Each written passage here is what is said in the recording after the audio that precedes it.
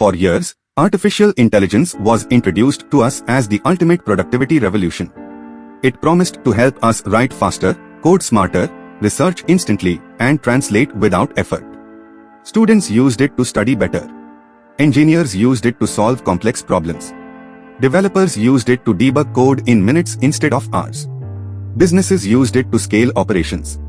And to be clear, it still does all of that.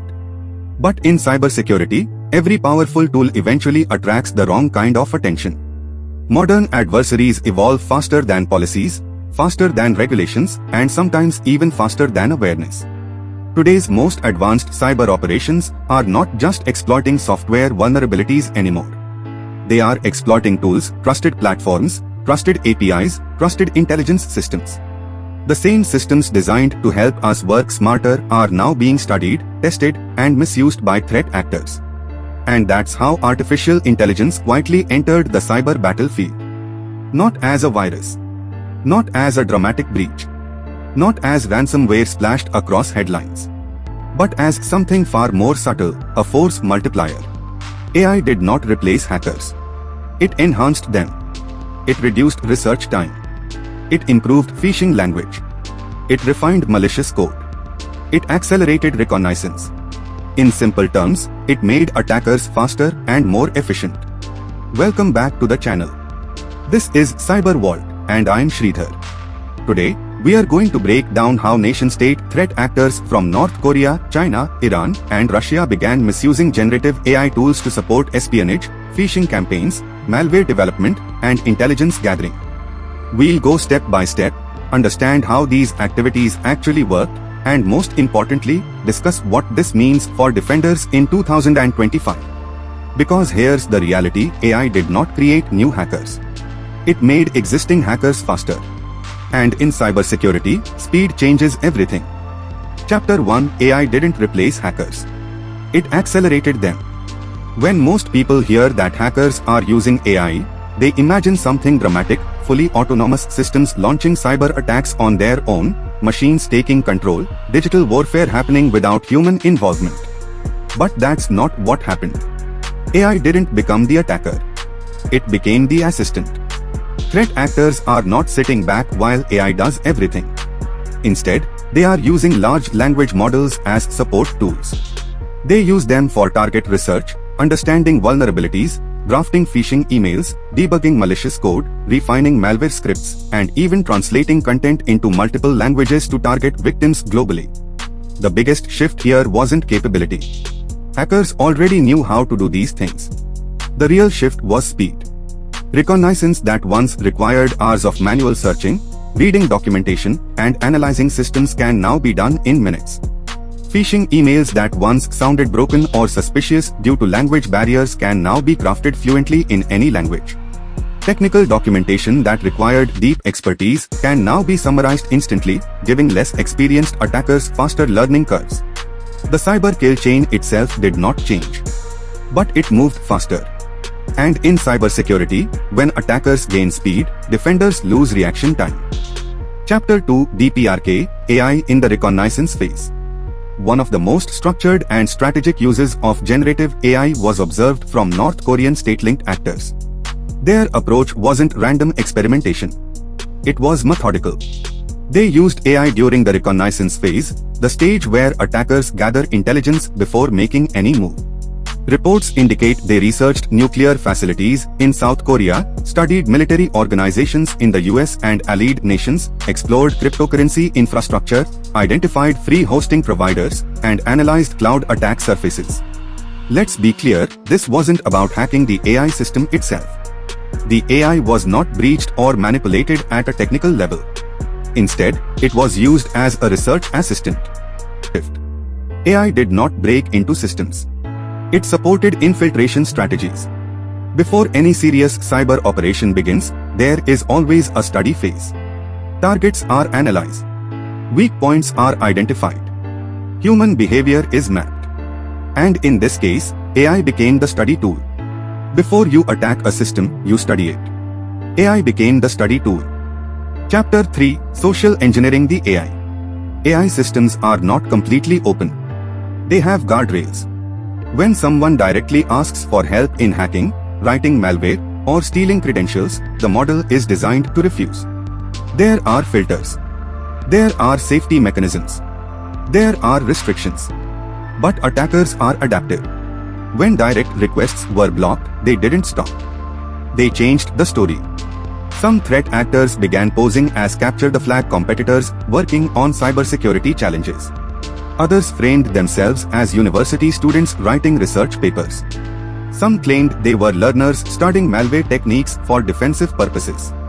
By presenting their requests as educational or research-based, they were able to extract guidance on phishing strategies, web shell development concepts, sandbox evasion discussions, and credential-related attack techniques. The intent was hidden behind an academic tone. This wasn't a software vulnerability. It wasn't code exploitation. It was social engineering. The same psychological tactic attackers use on humans, building trust, reframing intent, and manipulating context, was now being used against AI systems. When direct access is denied, attackers adjust the narrative. They rewrite the context. They reshape the question. When guardrails block attackers, attackers rewrite the story. Chapter 4: AI-assisted malware development. The next phase of this evolution is even more practical. Several threat groups began using AI not just for research or phishing, but for malware development itself. They used it to refine C++ code, to build or improve Python-based command and control servers, to adjust credential harvesting logic, to tweak encryption routines.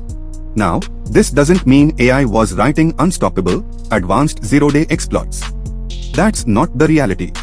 But it was helping actors clean up their code, fix errors, improve efficiency, and speed up development. In one reported case, an Iranian-linked cluster accidentally exposed parts of its own command and control infrastructure while requesting coding assistance. That incident revealed something important: AI was deeply embedded in their development workflow. It wasn't occasional use. It was integrated support. And this marks a clear shift. Historically, many threat actors reused publicly available malware, modifying it slightly and redeploying it. Now, AI allows them to build more customized tooling. Not necessarily more sophisticated, but more tailored. And customized malware is harder to detect because it doesn't always match known signatures. AI doesn't need to invent new exploits. It helps actors refine existing ones. Chapter 5: AI inside malware. The most experimental development is also the most concerning.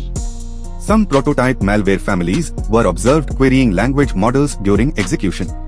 Instead of hard-coding commands directly into the malware, the code would dynamically request instructions from an AI model. Think about what that means. Rather than storing all behavior locally, which defenders can analyze, the malware could potentially generate or retrieve instructions on demand. This approach reduces static signatures. It introduces adaptive behavior. And it opens the possibility for continuous mutation. Now, to be clear, many of these examples remain experimental. They are not yet widespread, fully autonomous AI-driven attack systems. But they signal direction. We are seeing the early signs of malware that doesn't just execute pre-written instructions. Malware that asks. Static malware can be scanned. Adaptive malware must be understood. Chapter 6: China, Iran, Russia, the expansion. North Korea was not alone in this evolution. Chinese-linked actors were observed using AI across multiple stages of attack campaigns, from initial reconnaissance to cloud infrastructure exploration, from researching temporary credential abuse to developing command and control frameworks in languages like C++ and Golang. Iranian groups leveraged AI heavily for phishing operations. They crafted convincing messages impersonating think tanks, researchers, and policy experts. AI helped them refine tone, structure, and credibility. Russian-linked actors experimented with AI-assisted command generation and operational support. The pattern across all these cases is consistent. AI is not replacing the attacker. It is being embedded into the attacker's workflow. From research, to phishing, to malware debugging, to social engineering. The kill chain now includes an AI layer. And that layer reduces friction at almost every stage. Chapter 7: What this means for SOC teams. If you are a SOC analyst or part of a defensive security team, you need to update your assumptions. Assume adversaries now have instant multilingual phishing generation. Assume they can quickly understand unfamiliar cloud environments. Assume they have on-demand documentation explaining exploitation techniques. Assume malware code can be debugged and improved faster than before. Phishing quality will improve. Malware customization will increase. Reconnaissance will accelerate. This doesn't mean defenders are helpless. But it does mean detection strategies must evolve. Behavioral detection becomes more important. Anomaly detection must be refined. Cloud misuse patterns must be monitored carefully. And over-reliance on static signatures must decrease. Because the biggest change here is speed. And when attackers move faster, detection windows shrink. Final, the real threat. AI itself is not malicious. It reflects the intent of the user. The real threat is not generative models. It is adversaries who adapt faster than controls evolve. Cyber warfare in 2025 is not about breaking encryption algorithms or discovering magical new exploits. It is about scaling intelligence. It is about reducing effort. It is about accelerating operations. And AI scales intelligence. This is Cyber Vault. Because the next phase of cyber threats won't look dramatic. It won't always look like ransomware. It won't always look like a breach. Sometimes it will look like assistance. And the most dangerous attack is not the one that breaks in. It's the one that is already learning.